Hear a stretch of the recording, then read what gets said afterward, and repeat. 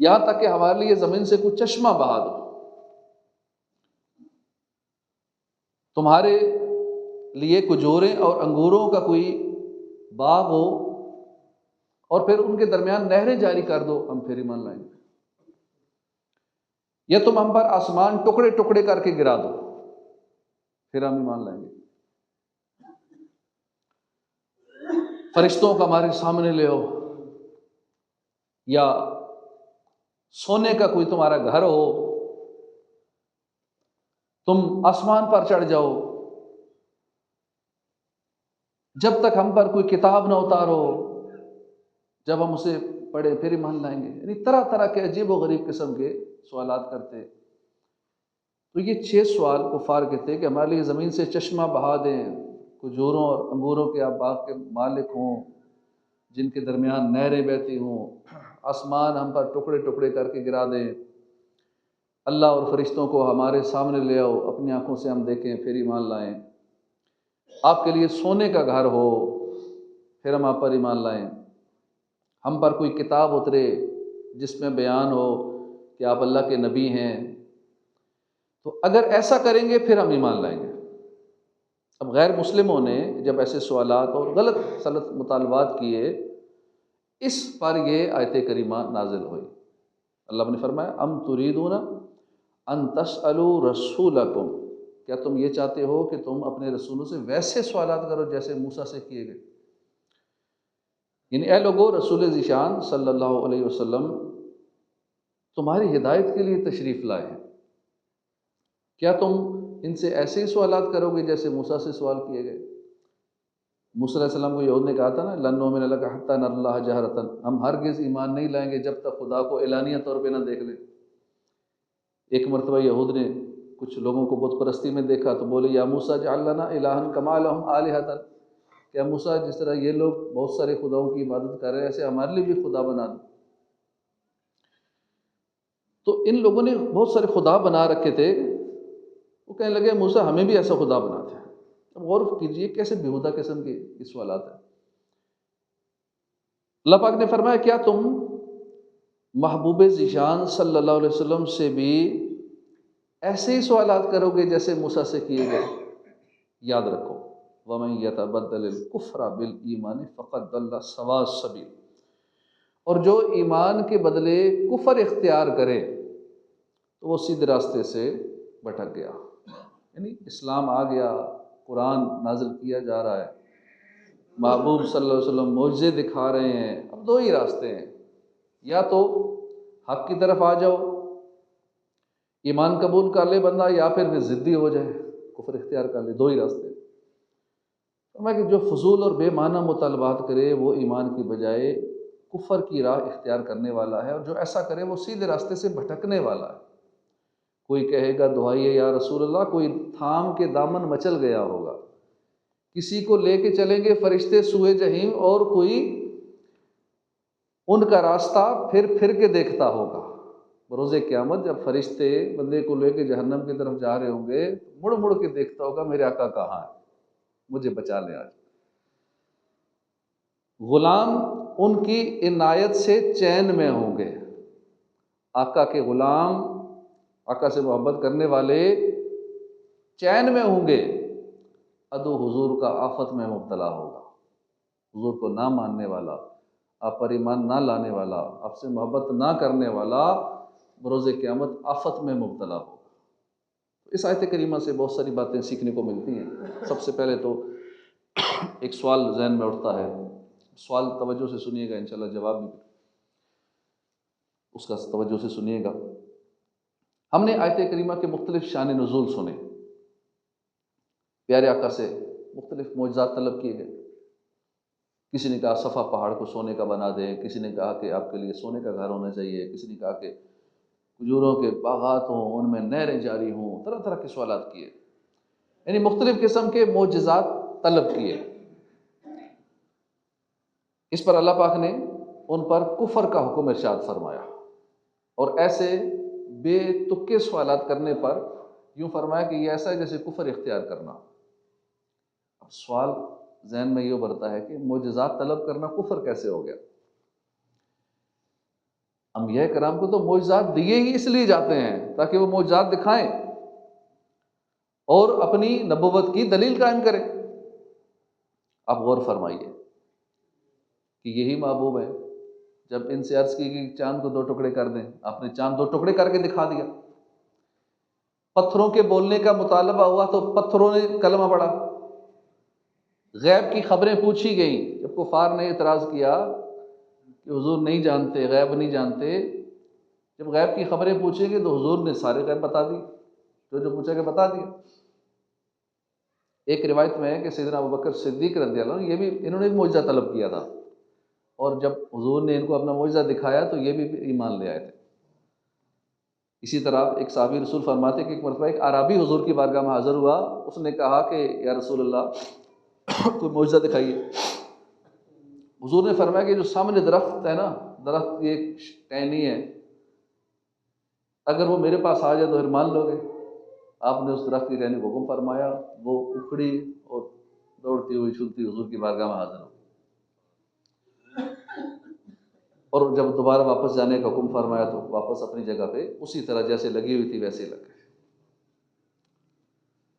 یہ معجزہ دیکھ کر وہ اعرابی جس نے معجزہ طلب کیا تھا کلمہ پڑھ کے مسلمان ہو گیا۔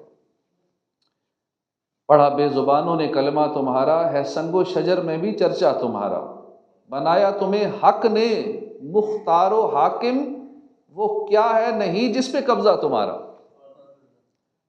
کون سی ایسی جگہ جہاں حضور کا تصرف نہیں ہے، حضور کا قبضہ نہیں۔ اب دیکھیے یہ محبوب ذیشان ہیں، آپ سے جس قسم کے معجزے کا مطالبہ کیا کہ آپ نے دکھا دیا معجزہ۔ سوال یہ ہے کہ معجزہ طلب کرنا تو کفر نہیں ہوتا؟ جب آپ چاند توڑ سکتے ہیں تو غیر مسلموں نے جب صفا پہاڑ کو سونے کا بنانے کا مطالبہ کیا تو کیا ان پر کفر کا حکم کیوں لگا دیا گیا؟ اس سوال کا جواب امام فخر الدین رازی نے دیا ہے، بڑی اس میں سیکھنے کی بات ہے۔ فرماتے ہیں کہ کفار جو معجزہ طلب کر رہے تھے نا، یہ بطور دلیل نہیں مانگ رہے تھے، یہ بطور ضد اور ہٹ درمی کے مانگ رہے تھے، گستاخانہ انداز میں مانگ رہے تھے۔ بات جو کہہ رہے تھے نا وہ اگرچہ بات کفر نہیں تھی، لیکن جو ان کا وے آف ٹاکنگ تھا، جو ان کی ٹون تھی بولنے کی نا، وہ گستاخی والی۔ جو کفر کا حکم لگایا گیا ہے وہ ان کے اسی گستاخانہ لہجے پر لگایا گیا ہے، اور بتا دیا کہ وَمَن يَتَبَدَّلِ الْكُفْرَ بِالْإِيمَانِ فَقَدْ ضَلَّ سَوَاءَ السَّبِيلِ، جو ایمان کے بدلے کفر اختیار کرے وہ سیدھی راہ سے بھٹک گیا۔ فرمایا جا رہا ہے کہ جو تم ماننے کی نیت سے آئے نا، تو پھر محبوب چاند کے 2 ٹکڑے کر کے بھی دکھا دیں گے، اور اگر گستاخانہ لہجہ اپناؤ گے، حضور کی شان میں ایسا لہجہ گستاخی والا اپناؤ گے، ہٹ درمی کرو گے، تو یہ لہجہ ہرگز قبول نہیں۔ ایسے انداز کفریہ ہیں، سیدھی راہ سے بھٹکے ہوئے ایسا کرتے۔ یہاں سے معلوم ہوا کہ یہ ضروری نہیں کہ لفظ گستاخانہ ہو، لہجے بھی گستاخانہ ہوتے ہیں۔ اگر لفظ ٹھیک ہو نا، سچے ہوں، لہجہ گستاخانہ ہو، اس سے بھی گستاخی ہو جایا کرتی۔ دیکھیں نا قرآن کریم سے اس کی ایک مثال عرض کروں۔ اللہ کے نبی موسیٰ علیہ السلام ہیں، اولو العزم نبی ہیں، نام بارے میں ان کا ذکر ہے۔ فرمایا کہ رب ارنی انظر الیک، اے اللہ I want to see you، اے اللہ مجھے اپنا جلوہ دکھا دے، میں دیکھنا چاہتا ہوں۔ اللہ پاک نے کیا فرمایا؟ لن ترانی، you can't see me، اے موسیٰ نہیں دیکھ سکتے تم۔ یہاں دیکھیے موسیٰ علیہ السلام اللہ کے دیدار کا مطالبہ فرما رہے ہیں، اور اس مطالبے پر کیا ہوا؟ رب کریم نے کوہ طور پر اپنی صفات کی ایک ذرا سی تجلی ڈالی۔ اب یہی مطالبہ، سیم مطالبہ بنی اسرائیل نے بھی کیا۔ موسیٰ علیہ السلام بھی اللہ کے دیدار کا مطالبہ کر رہے ہیں، بنی اسرائیل نے بھی یہی مطالبہ کیا۔ اب بنی اسرائیل کے ساتھ کیا ہوا؟ وہ کہنے لگے یا موسیٰ لن نؤمن لک حتی نری اللہ جہرۃ، اے موسیٰ جب تک ہم اللہ کو اوپنلی دیکھ نہیں لیں گے اپنے سامنے، ہم نہیں مانیں گے۔ ان کے اس مطالبے کا نتیجہ کیا ہوا؟ فَأَخَذَتْكُمُ الصَّاعِقَةُ وَأَنْتُمْ تَنظُرُونَ، دیکھتے ہی دیکھتے انہیں کڑک نے آ لیا، یعنی ایسی کڑک بجلی پڑی کہ سارے تباہ و برباد ہو گئے۔ حالانکہ مطالبہ تو موسیٰ علیہ السلام نے بھی کیا تھا، اللہ اپنا جلوہ دکھا دے، اور اس قوم کے جو 70,000 افراد تھے انہوں نے بھی یہی مطالبہ کیا تھا، بات تو سیم تھی، فرق لہجے میں تھا۔ موسیٰ علیہ السلام نے ریکویسٹ کی تھی، انہوں نے گستاخی والے لہجے میں کہا، انہوں نے اکڑ خانی کر کے کہا کہ جب تک نہیں دیکھیں گے نہیں مانیں گے۔ مطالبہ ایک ہے لیکن لہجے میں فرق تھا، دھمکی آمیز لہجے میں بول رہے تھے، دکھاؤ تو مانیں گے نہیں تو نہیں مانیں گے۔ کیا ہوا؟ ایک ہی کڑک پڑی، تباہ و برباد۔ پتہ چلا کہ اللہ کی شان ہو، محبوب کی بات ہو، انبیاء کا ذکر خیر ہو، الفاظ تو ادب والے استعمال کرنے ہی کرنے ہیں، لہجہ بھی ادب والا رکھنا ہے، کیونکہ بات سچی بھی ہو نا، اگر لہجہ گستاخی والا ہو تو پھر وہ گستاخی ہو جایا کرتی ہے۔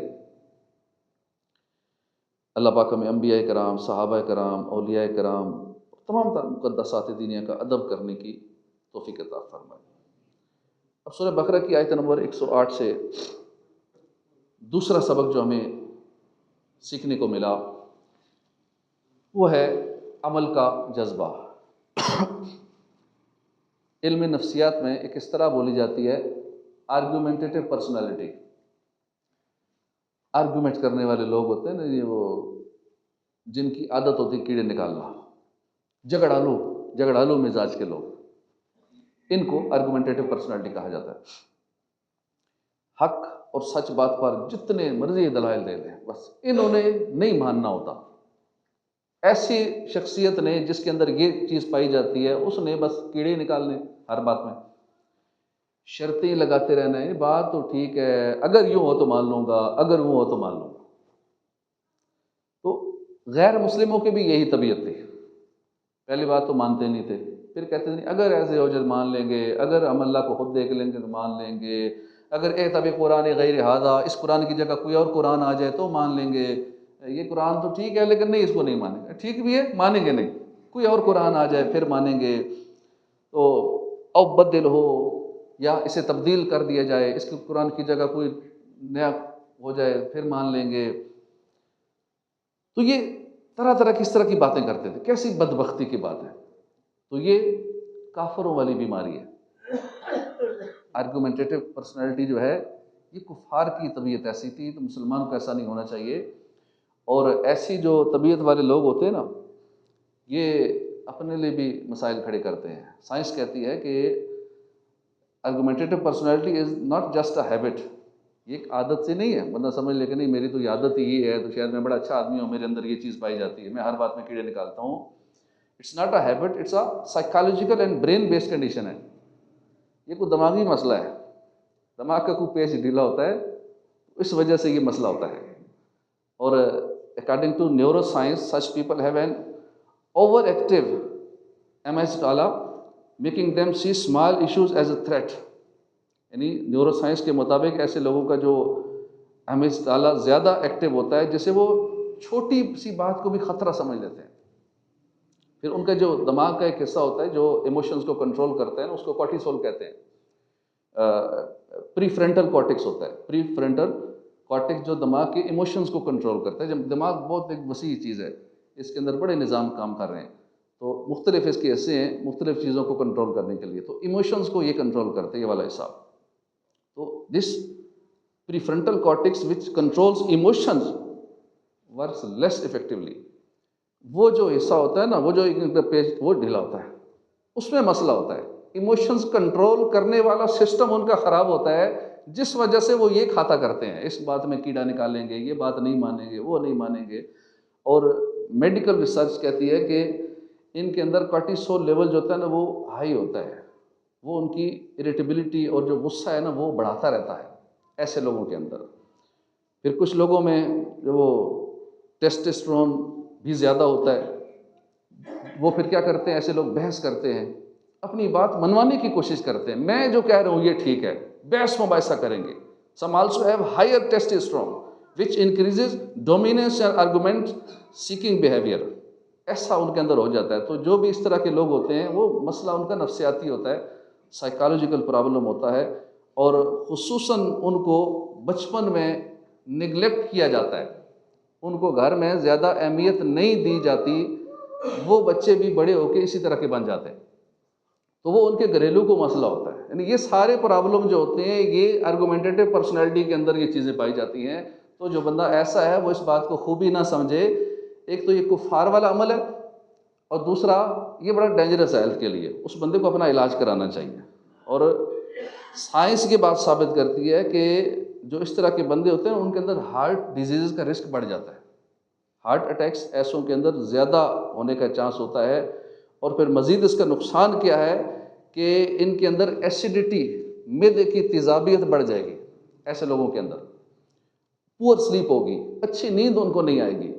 اور ان کی جو مینٹل فیٹیگ ہے، ذہنی تھکاوٹ، وہ ان کے اندر ہر وقت رہے گی. ہر وقت ذہنی طور پہ وہ تھکے رہیں گے. اور اس طرح کے جو آرگومنٹس والے لوگ ہوتے ہیں، ایسی پرسنالٹی والے لوگ ہوتے ہیں، پھر ان کے اندر خوف، دباؤ، احساس کمی، یہ اصل مسئلہ ہوتا ہے. جو جھگڑالو مزاج کے ہوتے ہیں نا، بات بات میں جھگڑنا ہے، اکڑنا ہے، تھوڑی سی بات ہوئی، کسی نے کچھ کہا تو فوراً لڑنے جھگڑنے پہ آ جائیں گے. تو سمجھ لیں کہ ان کے اندر یہ سارے مسائل ہیں کہ یہ بیچارہ احساس کمتری کا شکار ہے. اس کے ساتھ بچپن میں ہی مسئلہ ایسا ہوا ہے کہ اس کو گھر والے بھی نیگلیکٹ کرتے آئے ہیں.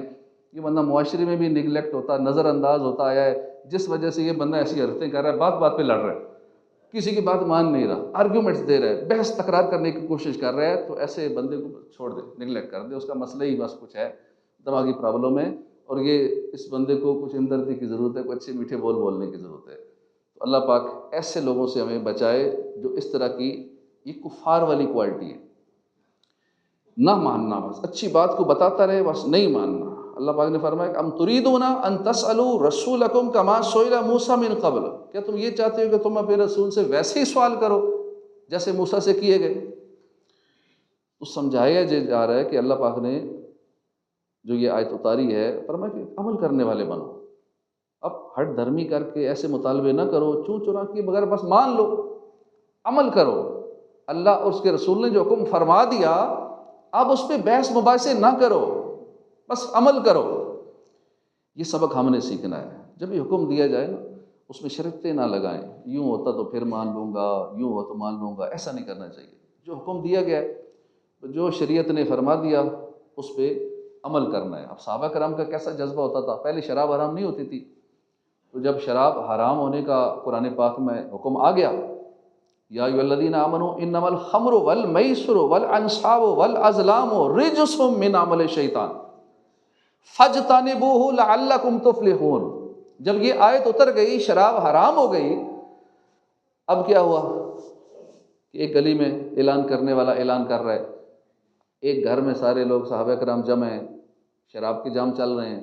جیسی گلی میں اعلان سنا کہ شراب منع ہو گئی ہے، شراب حرام ہو گئی ہے، سب نے اسی وقت ساری شراب گلیوں میں بہا دی، نالیوں میں بہا دی. یہ نہیں سوچا تصدیق تو کر لیں یہ کہنے والا کون ہے، پہلے پتہ تو کر لیں، ہو سکتا ہے غلط کر رہا ہو، ویسے کوئی ڈس انفارمیشن پھیلا رہا ہو. نہیں، کہ جب اللہ رسول کا حکم آ گیا تو پھر چوں چرا نہیں کرنی، پھر بہا دینی. ایسا نشہ ہوتا ہے چھوڑنا بڑا مشکل ہوتا ہے، لیکن جب اللہ رسول کا حکم آ جائے نا تو پھر سب کچھ چھوڑ دینا ہوتا ہے، اور ون شاٹ میں چھوڑنا ہوتا ہے. یہ نہیں چلو آہستہ آہستہ چھوڑ دیں گے، اتنی پرانی عادت جو پڑی ہوئی ہے، آہستہ آہستہ شراب چھوڑیں گے. پہلے پتہ تو کر لیں کہ واقعی اللہ رسول کا حکم آیا ہے یا نہیں آیا، تصدیق تو کر لیں. ایسا کچھ نہیں ہوا. یہ صحابہ کا معمول تھا، بس مان لیتے تھے. اللہ رسول کا حکم فوراً ماننا ہوتا ہے. اب دیکھیں قبلہ کی تبدیلی کا واقعہ ہوا. اللہ پاک نے قرآن کریم میں اس کا ذکر فرمایا. مدینہ شریف جب حضور تشریف لائے، تقریباً 17 مہینے بیت المقدس کی طرف منہ کر کے نماز پڑھتے رہے. اب اس میں بھی حکمت تھی. جب وہ حکمت پوری ہو گئی تو آپ چاہتے تھے کہ کعبے کو قبلہ بنا دیا جائے. اب پیارے آقا کی شان دیکھیے، نماز ظہر شروع فرمائی، امامت فرما رہے ہیں، صحابہ پیچھے حاضر ہیں. حضور نے اپنی نگاہ آسمان کی طرف اٹھائی. اب جب نگاہ آسمان کی طرف اٹھی، قد نرا تقلبا، یعنی پیارے آقا نے جب آسمان کی طرف دیکھا تو کیا ہوا؟ اللہ پاک نے اسی ٹائم دوران نماز، ابھی 2 رکعت پڑھے تھے، دوران نماز یہ حکم آ گیا، قد نرا تقلبا، قد بے شک، انڈیڈ، نرا ہم دیکھتے ہیں، اے سونیا تیرا مکھڑا بار بار اوپر اٹھنا ہم دیکھتے ہیں. اسی تقلبا، تقلب ٹرننگ یور فیس، آپ کا چہرہ جو بار بار اوپر اٹھ رہا ہے نا، قد نرا تقلب وجہ کا، تیرا پیارا سا مکھڑا، اے محبوب تیرا چہرہ یہ بار بار آسمان کی طرف اٹھنا ہم دیکھتے ہیں، تو پھر کیا کرو، ہم تجھے پھیر دیں گے۔ کہاں پھیر دیں گے؟ اس قبلے کی طرف اے محبوب جدھر تیری خوشی ہے۔ دوران نماز ہوتا نا، نماز کے بعد چلو آیت نازل ہو جاتی، سلام پھیرتے ہی ہو جاتی، کیا وہ فوراً قد نرا تقلب وجہک فی السماء فلنولینک، ابھی پھیر دو۔ کیا پھیر دو؟ کہاں پھیر دو؟ اپنے چہرے اس کعبے کی طرف پھیر دو، ترضاہا، جدھر محبوب تیری خوشی ہے، بس ادھر ہی پھیر دو۔ ہم تمہارے چہرے کا آسمان کی طرف بار بار اٹھنا دیکھ رہے ہیں، تو ضرور ہم تمہیں اس قبلہ کی طرف پھیر دیں گے جدھر آپ کی مرضی۔ اب پیارے آقا نے کیا کیا؟ دوران نماز ہی چہرہ پھیر دیا، یعنی پورے گھوم کے بالکل اپوزٹ ڈائریکشن ہے۔ مثال کے طور پہ اس طرف منہ کر کے نماز پڑھ رہے تھے، بالکل 180 ڈگری پہ پھر کے اس طرف آ کے اس طرف آئے، صحابہ بھی پیچھے پھر گئے۔ انہوں نے یہ نہیں سوچا بھئی یہ کیا ہے، تو نماز ٹوٹ جائے گی، یا قبلہ تو ادھر ہے تو ادھر منہ کیوں کیا جا رہا ہے، نہیں، وہ عمل کرنے والے تھے نا، سوچنے والے نہیں تھے۔ جو اللہ رسول کا حکم آ گیا یا ان کی جو ادائیں دیکھی، صحابہ فوری عمل کرتے تھے، سوچتے نہیں تھے، اور فوراً اپنا چہرہ سب نے پھیر لیا۔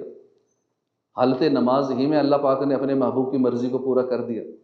جن کے سجدے کو محراب کعبہ جھکی، ان بہووں کی لطافت پہ لاکھوں سلام۔ ہمارے ہاں جانتے ہیں کیا ہوتا ہے، کبھی جماعت کا وقت تبدیل کرنا ہو نا، مثلا عصر کی نماز اتنے بجے ہے، اب پہلے 4:15 تھی جی، اب 4 بجے کرنی ہے، اب ایک دن پہلے اعلان کرنا پڑتا ہے، کرنا بھی چاہیے، بتا دینا چاہیے۔ اب بالفرض امام صاحب اعلان کرنا بھول جائیں اور اگلے دن نماز کا ٹائم ذرا چینج کر کے، جو چینج کرنا تھا بغیر بتائے وہ چینج کر لیا جائے، رولا پڑ جاتا ہے، مویلا کھڑا ہو جاتا ہے، بتایا ہی نہیں تھا۔ یعنی اتنے نماز کی ہماری پابندی ہے نا، اتنی جماعت کی فکر ہے، پابندی ہے، ویسے بے شک جماعتیں مس ہوتی رہے، لیکن اگر وہ ٹائم آگے پیچھے ہونے کی وجہ سے مات رہ جائے تو اس کو اتنا سیریس لے لیتے ہیں کہ جیسے زندگی میں جماعت کبھی ان کی فوت ہی نہیں ہوئی، آج ٹائم تبدیل ہوا تو ان کی جماعت فوت ہوئی، باقی زندگی میں تو جماعت کے ایسے 100% پابند تھے، جماعت سے ساری نمازیں پڑھ گئی۔ تو یہ عجیب ہماری طبیعت ہے۔ صحابہ کرام کا جذبہ دیکھیے، وہاں صرف جماعت کا وقت نہیں بدلا، یہاں تو جماعت کے وقت بدلنے پہ رولا ڈال دیتے ہیں نا، وہاں وقت نہیں بدلا، قبلہ ہی بدل گیا، اور بدلا بھی دوران نماز۔ اطاعت کا جذبہ بھی دیکھیے، اور پیش کی اطلاع تو دور کی بات ہے کہ چلو نماز سے پہلے حکم آتا جی ابھی تکبیر شروع ہونے والی ہے تو قبلہ تبدیل کر لو سارے، نہیں، نماز کے اندر قبلہ تبدیل ہوا، اور مسجد اقصی کی طرف 2 رکعتیں پڑھی اور پھر 180 ڈگری پہ گھوم گئے، بقیہ 2 رکعتیں قبلہ کی طرف منہ کر کے پڑھی۔ سوچنے کی بات ہے کہ نماز کے دوران تو بات کرنے کی بھی اجازت نہیں ہوتی، قبلہ کی تبدیلی کہ وہی اتری ہے، یہ تو صرف محبوب جانتے ہیں نا کہ وہی اتری ہے۔ آپ صلی اللہ علیہ وسلم نے عین حالت نماز میں اپنا رخ انور کعبے کی طرف کر لیا، صحابہ کو کس نے بتایا کہ رخ پاک آقا نے پھیرا ہے، کیوں پھیرا ہے، کیسے پتا چلا کہ قبلہ تبدیل ہو گیا ہے؟ یہ عشق کا جذبہ تھا، یہ جذبہ عمل تھا، ان کی ایک پاکیزہ سوچ تھی کہ ہم نے محبوب کے اشاروں پہ چلنا ہے۔ آپ نے رخ انور پھیر لیا، کیوں پھیرا؟ اس سے غرض نہیں ہے، جو محبوب نے کرنا ہے ہم نے وہی کرنا۔ پیش کی اطلاع کیوں نہیں دی؟ اس سے بھی غرض نہیں ہے۔ قبلہ کیوں تبدیل ہوا؟ اس سے بھی غرض نہیں ہے۔ یہ بھی نہیں پوچھا یا رسول اللہ یہ آپ نے کیا کیا، ادھر قبلہ تھا تو اب ادھر ہو گیا، کیوں؟ نہیں، بس آقا نے کیا ہے ہم نے بھی کرنا ہے۔ این نماز ہی میں کیوں بدل دیا گیا، اس سے بھی غرض نہیں ہے، کوئی سوال نہیں کیا یہ کیوں ہوا، ایسا کیوں ہوا، نماز میں کیوں ہوا، 2 رکعتیں ادھر منہ کر کے پڑھی، بقیہ 2 ادھر کیوں پڑھی، نماز کے بعد حکم ہو جاتا بعد میں پھیر لیتے، نہیں، کچھ نہیں، بس چپ کر کے مان لیا، چپ کر کے آقا کے اداؤں کو دیکھا۔ محبوب نے رخ انور پھیرا، صحابہ بھی گھوم گئے۔ یہ ہے جذبہ اطاعت۔ اللہ پاک ہمیں بھی ایسا جذبہ عطا فرمائے۔ اسی طرح 6 ہجری کا واقعہ، جب صحابہ کرام جا رہے تھے عمرے کی نیت سے مکے کی طرف جا رہے تھے اور عمرے کی نیت بھی کر لی تھی. جب عمرے کی نیت کر لی جائے، احرام پہنا ہوا ہو، تو اس دوران بہت ساری چیزیں منع ہو جاتی ہیں. شکار بھی نہیں کر سکتے، کوئی چیز مار نہیں سکتے. اب مکے میں غیر مسلموں کی حکومت تھی، صحابہ کو حدیبیہ کے مقام پر رکنا پڑا. آخر وہاں ایک معاہدہ ہوا جس کو صلح حدیبیہ کہتے ہیں. اب اس موقع پہ صحابہ کا امتحان لیا گیا، کیونکہ احرام کی حالت میں پرندے پکڑنا، جانور شکار کرنا، یہ ساری چیزیں منع ہو جاتی ہیں. اور صحابہ کرام چونکہ عمرے کی نیت کر چکے تھے، احرام باندھے ہوئے تھے، اور شکار کا تو بہت سارے صحابہ کرام کا معمول تھا، بڑا شوق تھا شکار کرنا، تو شکار کے لیے بڑا تردد کوشش کرتے تھے، شکار کرتے تھے. اب ان کا امتحان لیا گیا. جن پرندوں کا، جانوروں کا شکار کرنا یہ پسند کرتے تھے نا، وہی پرندے، وہی جانور ان کے قریب آ جاتے، یہاں تک کہ ان کے خیموں میں آ جاتے. یعنی کسی ہتھیار کی ضرورت بھی نہیں تھی، اپنے ہاتھوں سے ان کو پکڑ سکتے تھے. اتنا آسان ہو گیا شکار کرنا. لیکن اللہ رسول کا حکم تھا، احرام کی حالت میں یہ نہیں کرنا. انہوں نے کسی جانور کو، پرندے کو نہیں چھیڑا. اللہ رسول کا حکم آ جائے تو یوں ماننا ہوتا ہے. مواقع بھی فراہم کر دیے گئے لیکن شکار نہیں کیا.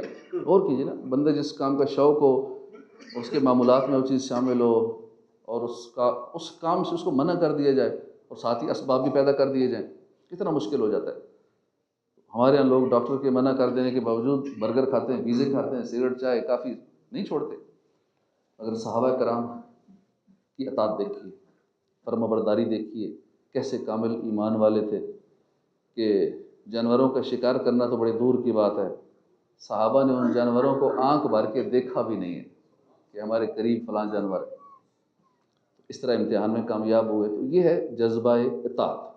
ہمارے یہاں بھی ایسا معاملہ ہو تو لوگ اب پہلے سوچتے رہتے ہیں، بے عملی اور نافرمانی کو تقدیر کے سر پر ڈال دیتے ہیں. یہ غلط انداز ہے. ہمیں چاہیے پیارے محبوب کی اطاعت کریں، بے لوث اطاعت کریں، بس ہم ماننے والے بن جائیں.